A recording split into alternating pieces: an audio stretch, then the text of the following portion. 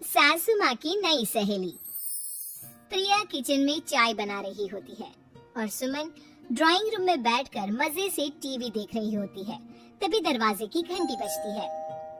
प्रिया, जरा देखना तो कौन आया है। देखती हूँ मम्मी जी। प्रिया दरवाजा खोलती है तो सामने पड़ोस वाली विमला आंटी खड़ी होती है। नमस्ते आंटी जी, कैसी हैं आप? मैं तो बिल्कुल ठीक हूँ बेटा, पर तेरी सास को क्या हुआ है? आजकल कहीं दिखती ही नहीं है। जब देखो तब टीवी के आगे जमी रहती है। अंदर तो आइए आंटी। अरे ओ दीपक की अम्मा, कहाँ हो? अरे विमला, आओ आओ, क्या बात है, बड़े दिन बाद याद आई तुम्हें मेरी। मैं तो हमेशा ही तुम्हें याद करती हूँ, पर तुम ही गायब रहती हो और आजकल तो बाहर भी नहीं आती जाती। तबीयत तो ठीक है ना तुम्हारी? अरे तबीयत को क्या होना है, इस उम्र में तो कुछ ना कुछ लगा ही रहता है। मेरी छोड़ो, तुम ये बताओ कि क्या चल रहा है गली मोहल्ले में। तुम गली मोहल्ले की छोड़ो, चल तो तुम्हारे पड़ोस में रहा है। तुम्हारी नई सहेली आई है। मेरी कौन सी नई सहेली? मैं तो यहाँ बस तुमसे बातचीत कर लेती हूँ, या फिर बाजू वाली शर्मा की बहू से दो चार बातें कर लेती हूँ। इसीलिए तो कहा कि तेरी नई सहेली आई है। अब कोई पड़ोस में आया है तो बात तो होनी ही है। कम से कम इसी बहाने हमारा भी एक ग्रुप बन जाएगा। फिर सब मिलकर अपनी बहुओं की शिकायतें किया करेंगे। दोनों हंसने लगते हैं। तभी प्रिया चाय लेकर आती है और सामने टेबल पर रख देती है। दोनों चाय पीती हैं और बातें करते हैं। चलो मैं चलती हूँ, अब कल मिलते हैं। राम राम। अगले दिन प्रिया किचन में कुछ काम कर रही होती है और सुमन आराम से सोफे पर बैठकर मटर छील रही होती है। तभी डोरबेल बजती है। प्रिया दरवाजा खोलती है तो सामने उनकी नई पड़ोसन खड़ी होती है। जी आप कौन? मैंने पहचाना नहीं। नमस्ते बेटा, मैं शारदा, आपके बगल वाले घर में अभी 2-4 दिन पहले ही शिफ्ट हुए हैं। ओह अच्छा अच्छा अच्छा, नमस्ते आंटी, अंदर आइए ना आप। देखिए तो मम्मी जी आज कौन आया है। इतना कहकर प्रिया किचन में चाय बनाने चली जाती है। नई पड़ोसन को घर पे देखकर सुमन थोड़ा हैरान हो जाती है। नमस्ते बहन जी, मैं शारदा, आपकी नई पड़ोसन। अच्छा अच्छा, आप हैं हमारी नई पड़ोसन। आइए आइए, और बताइए कैसी हैं आप? जी बिल्कुल ठीक हूँ। वो दरअसल घर पर छोटी सी पूजा रखवाई थी, बस उसी का प्रसाद देने चली आई। सोचा इसी बहाने नए पड़ोसियों से भी मुलाकात हो जाएगी। ये तो बहुत अच्छा सोचा आपने। सुमन प्रिया को आवाज लगाती है। अरे ओ बहू, जरा चाय पानी का तो आके पूछ लो। ये आजकल की बहुएं भी ना, जब तक बोलो नहीं तब तक कुछ नहीं करेंगी। आई मम्मी जी। प्रिया चाय लेकर आती है। दोनों बैठकर चाय पीती हैं और खूब सारी बातें करती हैं। अच्छा बहन जी, अब मैं चलती हूँ, फिर मिलते हैं। अब तो आना जाना लगा ही रहेगा। शारदा के जाने के बाद प्रिया किचन से बाहर आती है।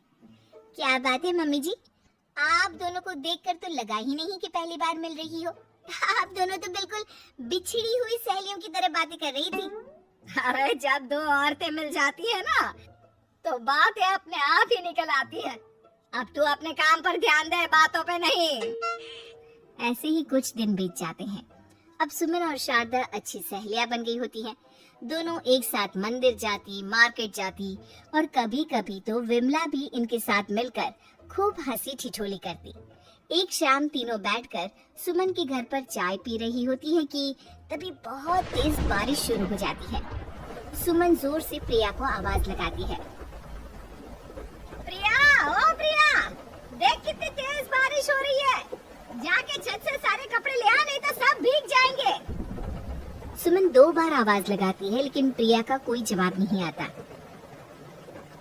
शायद प्रिया कुछ काम कर रही है, इसीलिए कुछ जवाब नहीं दे रही। अरे काहे का काम, आराम फरमा रही होगी महारानी। तभी प्रिया बीमार हालत में अपने कमरे से बाहर निकलती है। हाँ मम्मी जी, क्या हुआ?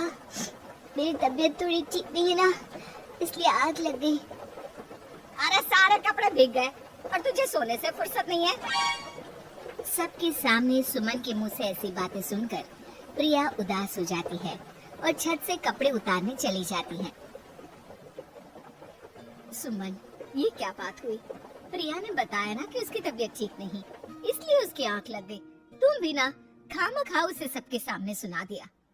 अरे आप नहीं जानती शारदा जी, कुछ बहुएं ना बहुत आलसी होती है, घर का एक काम नहीं करना चाहती। ऐसा नहीं है सुमन, तुम्हारी बहू तो बहुत प्यारी है, तुम्हारी सारी बात भी तो मानती है। हाँ सुमन, तुम प्रिया के बारे में ऐसा क्यों सोचती हो? मेरी भी दो दो बहुएं हैं, लेकिन मैं उन्हें अपनी बेटियों की तरह रखती हूँ।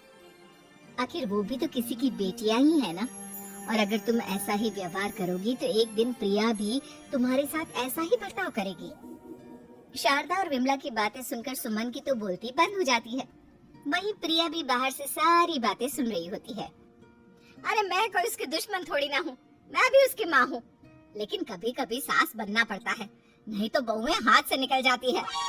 देखो सुमन, ये सब सोच का फर्क है। अगर तुम ये सोचोगी तो कभी प्रिया को अपनी बेटी नहीं बना पाओगी। इतना कहकर शारदा और विमला वहाँ से चली जाती हैं और सुमन अकेले बैठकर उनकी बातें सोचने लगती है। अगले दिन प्रिया और दीपक अपने कमरे में बैठकर बात कर रहे होते हैं और सुमन उनके कमरे के बाहर कुछ काम कर रही होती है और उन दोनों की बातें सुन लेती है। दीपक, तुम्हें पता है हमारे पड़ोस में जो शारदा आंटी है ना, बहुत अच्छी हैं। अच्छा, ऐसा क्या हो गया जो तुम्हें वो इतनी अच्छी लगने लग गई? कुछ खास नहीं, बस कल जब मम्मी जी मुझे सबके सामने सुना रही थी तो शारदा आंटी ने मेरा साथ दिया। मैं तो सच में हैरान ही रह गई थी जब उन्होंने मम्मी जी को मुझसे ऐसा बर्ताव करने के लिए मना किया। अच्छा, फिर क्या हुआ? होना क्या था, शारदा आंटी तो मम्मी जी को समझा ही रही थी कि बहू को भी बेटी की तरह ही रखना चाहिए, लेकिन मम्मी जी तो मम्मी जी है ना, उन्हें तो मुझ में हमेशा कमी ही दिखती है। काश मुझे भी शारदा आंटी जैसी सास मिली होती जो मुझे भी अपनी बेटी जैसी समझती। सुमन ये सब सुनकर बहुत उदास हो जाती है और वहाँ से चली जाती है। प्रिया की बातें सुमन के कानों में बार बार गूंज रही थी। उसे बहुत शर्मिंदगी महसूस हो रही थी कि उसने प्रिया के साथ बहुत गलत किया है। अगले दिन सुमन शारदा और विमला को बुलाती है। क्या बात है सुमन, आज तूने ऐसे अचानक क्यों बुलाया? सब ठीक तो है ना? हाँ हाँ, सब ठीक है, तुम दोनों बैठो तो सही। तब तक दीपक और उसके पापा भी आ जाते हैं। प्रिया, तुम भी आ जाओ। क्या हुआ मम्मी जी, आपने बुलाया? हाँ प्रिया बेटा, मैं आज सबके सामने तुमसे माफी मांगना चाहती हूँ। मैंने आज तक तुम्हारे साथ बहुत बुरा व्यवहार किया है, लेकिन तुमने कभी भी मेरे साथ बुरा बर्ताव नहीं किया। मुझे अपनी गलती का एहसास हो गया है, हो सके तो मुझे माफ कर देना। प्रिया अपनी सास की बातें सुनकर हैरान हो जाती है, उसकी आंखों में आंसू आ जाते हैं। प्लीज मम्मी जी, आप मुझसे माफी मत मांगिए, मैं भी आपकी बेटी ही हूँ। वैसे एक थैंक यू तो मेरी नई सहेली को भी बनता है, जिसकी वजह से मुझे मेरी गलती का एहसास हुआ। शारदा बहन, आपका बहुत बहुत शुक्रिया जो आपने मेरी आंखें खोल दी।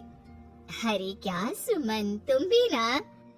तो फिर इसी बात पर चाय और पकौड़े हो जाए? हाँ हाँ, क्यों नहीं।